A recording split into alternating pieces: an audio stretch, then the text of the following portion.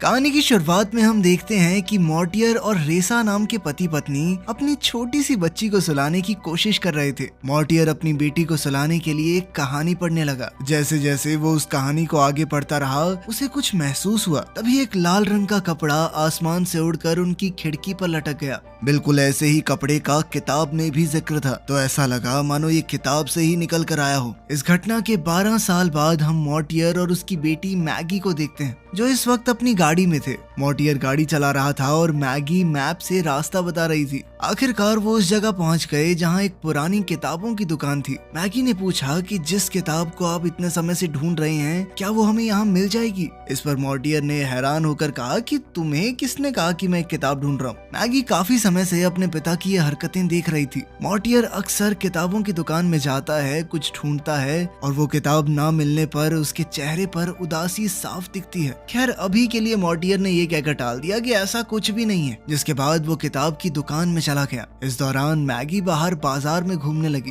तभी दुकान का मालिक वहाँ है। वो दुकान के अंदर किताबें देख ही रहा था कि तभी किताबें फुसफुसाने लगी, उससे बात करने लगी। मॉर्टियर ने उन पर ध्यान नहीं दिया और घबराया तो बिल्कुल भी नहीं। दरअसल वो इंक हार्ट नाम की एक किताब ढूंढ रहा है। तभी बाहर मैगी के पास एक अजनबी आया और उससे बात करने लगा। मैगी थोड़ा घबरा गई और वहाँ से जाने लगी। तभी इस आदमी ने बताया कि वो और मैगी पहली बार नहीं मिल रहे। जब वो पहली बार मिले थे तो मैगी बहुत छोटी थी। मॉर्टियर दुकान से बाहर आया तो उसने उस आदमी को मैगी से बात करते देख लिया। ये आदमी मॉर्टियर को सिल्वर टंग के नाम से बुला रहा था। मॉर्टियर ने मैगी को कार में इंतजार करने के लिए कहा। इस आदमी का नाम डस्ट फिंगर है। उसने कहा कि वो दोनों चलते हुए बात कर सकते हैं, जिस पर मॉर्टियर ने खींचकर डस्ट फिंगर से पूछा कि क्या चाहिए तुम्हें। डस्ट फिंगर ने मॉर्टियर को उसकी गलती ठीक करने के लिए कहा, जो उसने 9 साल पहले की थी। उसने कहा कि कैप्रिकॉन नाम का आदमी ये जानता है कि तुम कहाँ रहते हो और अगर तुमने किताब नहीं पढ़ी तो हम वहीं तुम्हारा इंतजार करेंगे। दरअसल डस्ट फिंगर चाहता था कि मॉर्टियर उसके लिए पढ़े, लेकिन मॉर्टियर ने कहा कि उसने जोर से पढ़कर सुनाना बंद कर दिया है। डस्ट फिंगर ने कहा कि मुझे उसी दुनिया में वापस भेज दो जहां से तुमने मुझे यहाँ बुलाया है। साथ ही वो मॉर्टियर से उस किताब के बारे में पूछने लगा। मॉर्टियर ने बताया कि मेरे पास वो किताब है ही नहीं। इसके बाद मॉर्टियर उसे धक्का देकर वैन की तरफ भागने लगा। उसे रास्ते में मैगी मिली, जो चुपचाप उनकी बातें सुन रही थी। रास्ते में मैगी ने पूछा कि आखिर ये सब हो क्या रहा है। मॉर्टियर ने उसे कुछ भी नहीं बताया, सिर्फ इतना कहा कि मैं तुम्हें बचा रहा हूँ और मैगी को अब कुछ वक्त के लिए अपनी आंटी के घर पर रहना होगा। मैगी समझ गई कि उसके पिता उसे कुछ नहीं बताने वाले। तभी ये दोनों एलेनोर, जो कि मैगी की आंटी है, उसके घर पहुंचे। एलेनोर ने दरवाजा खोला और वो सब बैठकर बातें करने लगे। बातों बातों में एलेनोर ने रेसा के बारे में पूछा। इस पर एलेनोर मैगी से कहने लगी कि बेटा कोई बात नहीं, तेरी माँ चली गई लेकिन मैं तो हूँ ना तेरे साथ। ये सुनकर मैगी गुस्सा हो गई और उसने कहा कि मेरी माँ मुझे छोड़कर नहीं गई है। इतना कहकर मैगी वहाँ से उठकर चली गई। जब मॉर्टियर उसके पीछे गया तो मैगी ने उससे पूछा कि बताओ मेरी मम्मा कहाँ पर है। मैगी का मानना था कि जो किताब मॉर्टियर ढूंढ रहा है उसका जरूर उसकी माँ से कुछ तो लेना देना है। वहाँ मॉर्टियर बैठा एक किताब पढ़ रहा था, लेकिन तभी अचानक वहाँ डस्ट फिंगर आ गया। डस्ट फिंगर ने बताया कि जब मॉर्टियर ने उसकी मदद करने से मना कर दिया तो वो कैप्रिकॉन के पास गया। इससे पहले कि मॉर्टियर उसकी बात समझ पाता, दूसरे कमरे से शीशा टूटने की आवाज आई। मॉर्टियर तुरंत उस तरफ भागा। एलेनोर भागते हुए मैगी के पास आई और कहा कि कुछ लोग घर में घुसने की कोशिश कर रहे हैं। जब मॉर्टियर लाइब्रेरी में पहुंचा, कैप्रिकॉन के आदमियों ने पूरी लाइब्रेरी तहस नहस कर दी थी। डस्ट फिंगर ने अपने आग वाले हाथों से एक आदमी को चेतावनी दी कि याद रहे किसी को कुछ नहीं होना चाहिए। मॉर्टियर ने कहा कि मेरे परिवार को अकेला छोड़ दो, लेकिन इन आदमियों ने मैगी को उठा लिया ताकि मॉर्टियर उनके लिए किताब पढ़े और उन्हें उनकी दुनिया में वापस भेज दे। इन लोगों ने एलेनोर की लाइब्रेरी की सारी किताबें जला दी, फिर इन सबको एक कार की तरफ ले जाने लगे। जलती हुई किताबों के ढेर से डस्ट फिंगर ने किताब उठाई जो अभी जली नहीं थी और उसे मैगी को देने लगा, लेकिन मैगी ने गुस्से में वो किताब नहीं ली। फिर कार के अंदर कुछ वक्त बाद जब मॉर्टियर को होश आया तो उसने देखा कि उन्हें किसी अजीब सी जगह पर ले जाया जा रहा था। कार में एलेनोर और मैगी भी थे। गाड़ी एक पुरानी बिल्डिंग के पास रुकी और उन सबको अंदर ले जाया गया। इस बिल्डिंग में अजीबोगरीब जानवर हैं, यूनिकॉर्न्स, उड़ते हुए बंदर जो इस दुनिया के लगते ही नहीं। उन तीनों को एक खाली कमरे में बंद कर दिया गया। एलेनोर ने गुस्से से पूछा कि ये सब अजीब जानवर यहाँ कैसे आए। तब मॉर्टियर ने सच्चाई बताई, ये सब जानवर एक किताब से आए हैं। काफी समय पहले जब मॉर्टियर अपनी पत्नी और बेटी के साथ घर पर था, वो तीनों एक नई किताब लेकर आए थे जिसे मॉर्टियर ने पढ़ना शुरू किया। पहले तो कुछ नहीं हुआ, लेकिन अचानक एक आदमी किताब से निकलकर बाहर आ गया। यह आदमी कोई और नहीं बल्कि कैप्रिकॉर्न ही था, जो पेशे से एक डाकू था। इसके साथ बस्ता, चाकू जलाने वाले साथी और फिर डस्ट फिंगर जो घूमते फिरते आग से जादू दिखाता है, ये सब भी बाहर आए। मॉर्टियर के शब्दों से ही ये सब किताब से बाहर आए थे, और जब ये सारे बाहर आए तभी रेसा को किताब ने अंदर खींच लिया। कैप्रिकॉर्न ने उन पर हमला किया, लेकिन डस्ट फिंगर ने उन्हें जैसे तैसे बचाया। जब मॉर्टियर ने रेसा को ढूंढा तो उसे वो कहीं नहीं मिली। उस दिन के बाद से मॉर्टियर ने कोई भी किताब पढ़कर सुनाना बंद कर दिया। मैगी ने पूछा कि क्या वो रेसा को किताब पढ़कर बाहर नहीं निकाल सकता। तब मॉर्टियर ने कहा कि हाँ, निकाल तो सकता हूँ, पर अब मैगी को लग रहा था कि ऐसी दुनिया में इतने सालों तक उसकी माँ जिंदा भी रह पाई होगी या नहीं, और ये बात पक्की भी है कि वो किताब के अंदर है। इससे पहले मॉर्टियर कुछ भी जवाब दे पाता, उन्हें निकाल कर कैप्रिकॉर्न के पास ले जाया गया। महल की तरफ जाते हुए उन्होंने रास्ते में अजीबोगरीब पेंटिंग्स देखी। उधर एक कमरे में कैप्रिकॉर्न उनका इंतजार कर रहा था। मॉर्टियर ने उसे ताना मारते हुए कहा कि अब तो महल में रह रहा है, अब क्या चाहिए तुझे। कैप्रिकॉर्न का मानना था कि वो किताब वाली दुनिया से यहाँ ज्यादा बेहतर महसूस करता है। तभी कैप्रिकॉर्न ने अपने रीडर को किताब पढ़ने को कहा, लेकिन रीडर ने कैप्रिकॉर्न से कहा कि आपने तो वादा किया था कि एक बार मॉर्टियर आ जाए फिर मुझे नहीं पढ़नी पड़ेगी। कैप्रिकॉर्न ने उसका मजाक उड़ाते हुए कहा कि मेरी बातों पर भरोसा मत किया करो, वो झूठ था, चल पढ़ अब। रीडर ने रुपंजल राजकुमारी की कहानी पढ़नी शुरू की। तभी बाहर से एक जवान औरत कैप्रिकॉर्न के आदमियों से बचकर भागती हुई वहां आई। उसके चेहरे पर कुछ शब्द लिखे हैं, क्योंकि अभी उसे आधा ही पढ़ा गया था। दरअसल डैरियस हकलाता था, इसी वजह से वो किताब से चीजें अच्छे तरीके से नहीं निकाल पाता था। अब एक दूसरी किताब लाई गई ताकि मॉर्टियर इस किताब को पढ़े। ये किताब एक खजाने के बारे में थी, और कैप्रिकॉर्न चाहता है कि इस किताब से खजाने को बाहर लाने के लिए इस किताब को पढ़ा जाए। अचानक कमरे में रेत बरसने लगी, और जैसे जैसे वो पढ़ता गया सोने के सिक्के गिरने लगे। कैप्रिकॉर्न और उसके आदमी खुशी से पागल हो गए, लेकिन अचानक एक आदमी भी वहां आ गया, और बदले में कैप्रिकॉर्न के एक आदमी को किताब ने खींच लिया। डस्ट फिंगर ने याद दिलाया कि वो भी अपने घर वापस जाना चाहता है। तब मॉर्टियर ने कहा कि मैं जानता ही नहीं हूँ किताब में किसी को वापस कैसे भेजते हैं। उधर कैप्रिकॉर्न वापस नहीं जाना चाहता था, क्योंकि उसे ये दुनिया बेहतर लगती थी। बहुत बहस के बाद कैप्रिकॉर्न ने इंक हार्ट किताब को आग में फेंक दिया। डस्ट फिंगर उसे बचाने के लिए भागा, लेकिन कैप्रिकॉर्न के आदमियों ने उसे रोक लिया और जलती हुई किताब को डस्ट फिंगर के हाथों से छुड़ाकर दोबारा जला दिया। मॉर्टियर और उसके परिवार को दोबारा उसी कमरे में भेज दिया गया। डस्ट फिंगर ऐसी जगह पहुंचा जहां बहुत सी औरतें कैप्रिकॉर्न के लिए काम कर रही हैं। उसमें से एक रेसा है। जब रेसा ने डस्ट फिंगर के जले हुए हाथ देखे तो रेसा ने उसकी मरहम पट्टी की। उसने बताया कि इंक हार्ट उसके हाथ में आ चुकी थी, लेकिन कैप्रिकॉर्न ने उसे जला दिया। रेसा बात नहीं कर सकती थी, क्योंकि डैरियस ने उसे किताब पढ़कर बाहर तो निकाल दिया,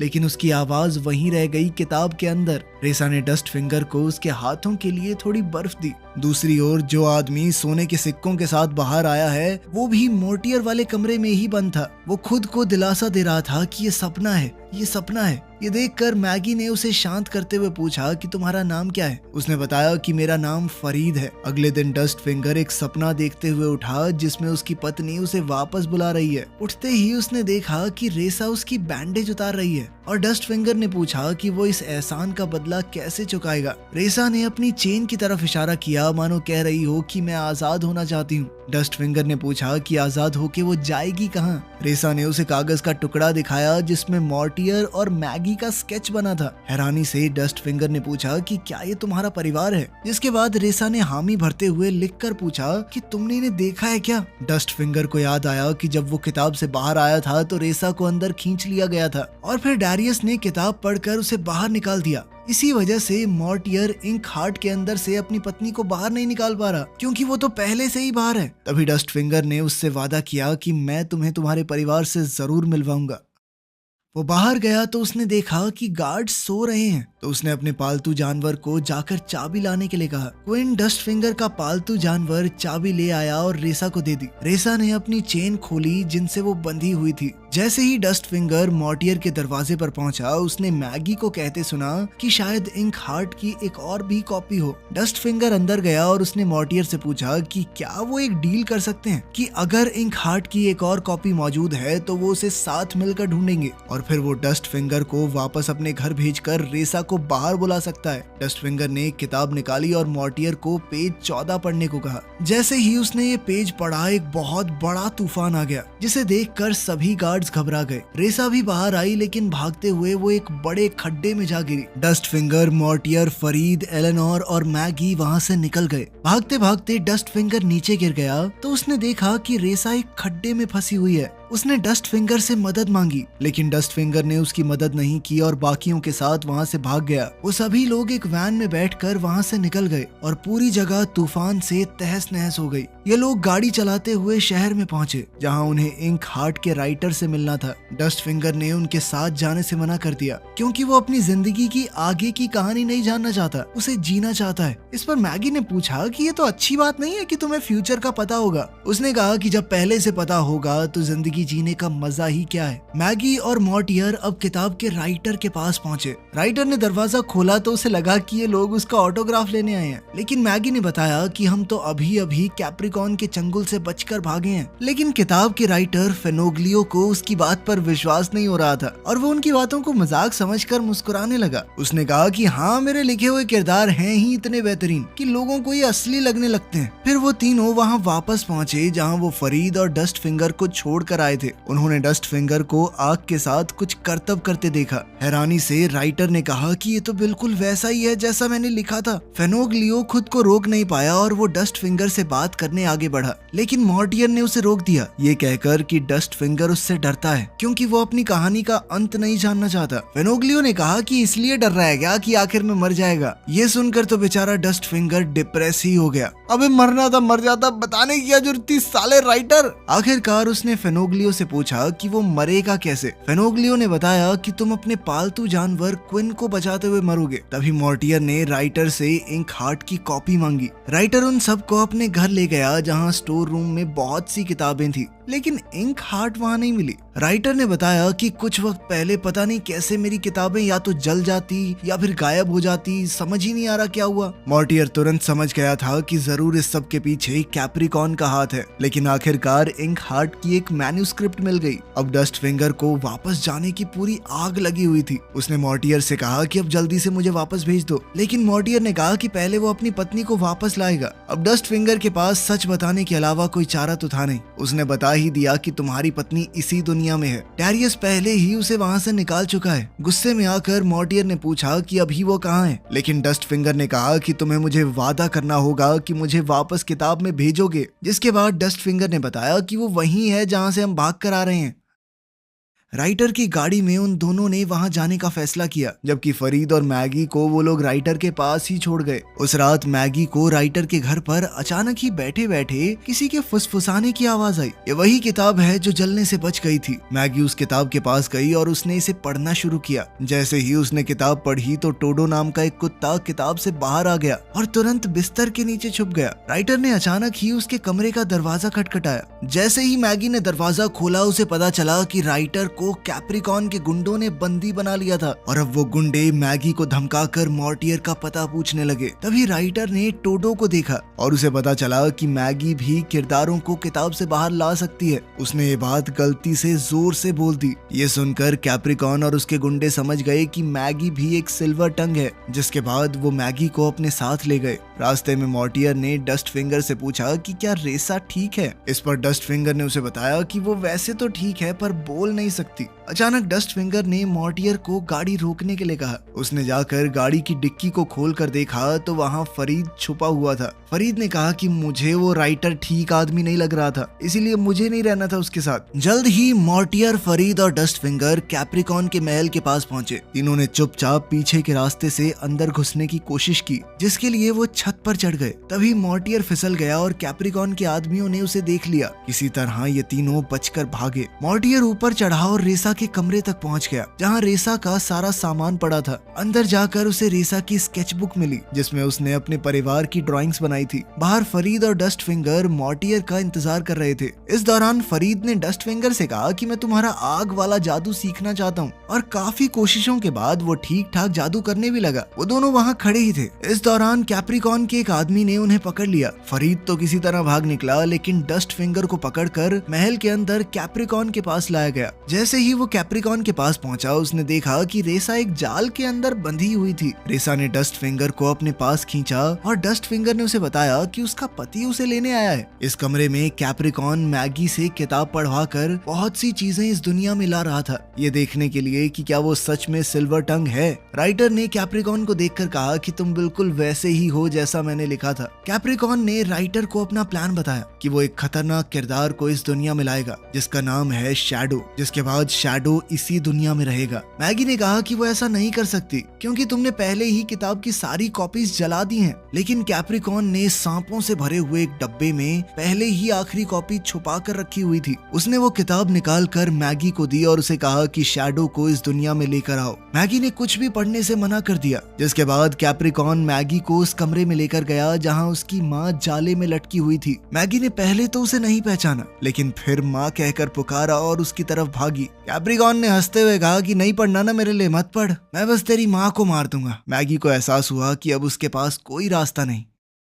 इसके बाद मैगी और डस्ट फिंगर को जेल में डाल दिया गया। डस्ट फिंगर अलग जेल में बंद था, जबकि मैगी और राइटर को एक साथ बंद किया गया था। जल्द ही डस्ट फिंगर को पता चला कि मैगी भी एक सिल्वर टंग है और वो भी उसे किताब में वापस भेज सकती है। वहीं राइटर कुछ लिखने की कोशिश कर रहा था। मैगी ने उसे सुझाव दिया कि तुम कहानी में कैप्रिकॉर्न को शैडो से मरवा दो ना। तभी बैस्टा मैगी के लिए खाना लेकर आया। उसने कहा कि कैप्रिकॉर्न चाहता है कि कल के लिए वो खूब तैयार रहे। तभी राइटर ने बैस्टा से पूछा कि हम लोग भूत की कहानियों की बातें कर रहे हैं, तुम सुनना चाहोगे? ये सुनते ही बैस्टा बहुत ज्यादा डर गया। दरअसल राइटर जानता था कि मैंने इसको लिखा ही ऐसे है कि ये भूतों की कहानियों से बहुत डरता है। तभी क्विन बैस्टा पर कूद पड़ा और उसकी थैली चुरा कर डस्ट फिंगर के पास ले गया। अब बैस्टा डस्ट फिंगर की जेल में घुसा अपनी थैली को वापस लेने के लिए, जिसके बाद डस्ट फिंगर ने अचानक ही उसे भूतों की कहानी सुनाना शुरू कर दिया और वो कहने लगा कि यहाँ जो कंकाल पड़े हैं ये अभी जिंदा होकर तुझे मार डालेंगे। ये सब सुनकर बैस्टा बहुत ज्यादा डर गया। इस बात का फायदा उठाकर डस्ट फिंगर ने बैस्टा को जेल में बंद कर दिया और खुद बाहर निकल आया। डस्ट फिंगर ने मैगी और राइटर की जेल का ताला खोलने की कोशिश भी की, लेकिन वो नहीं खुला। उसने अपनी आग की शक्ति का इस्तेमाल करने की भी कोशिश की, लेकिन वो नाकामयाब रहा। हार कर उसने राइटर और मैगी को वहीं छोड़ दिया। राइटर ने उसे रोकने की कोशिश की, लेकिन वो नहीं रुका। डस्ट फिंगर बाहर तो आ गया, लेकिन राइटर और मैगी को छोड़कर उसे बहुत बुरा लग रहा था। अब उसने दोबारा से उन्हें लेने अंदर जाने की कोशिश की, लेकिन तभी कैप्रिकॉर्न के आदमी उस रास्ते पर आ गए। एलेनोर भी कैप्रिकॉर्न के इलाके में पहुंच चुकी थी। उधर डस्ट फिंगर कैप्रिकॉर्न के आदमियों को देखकर छुप गया,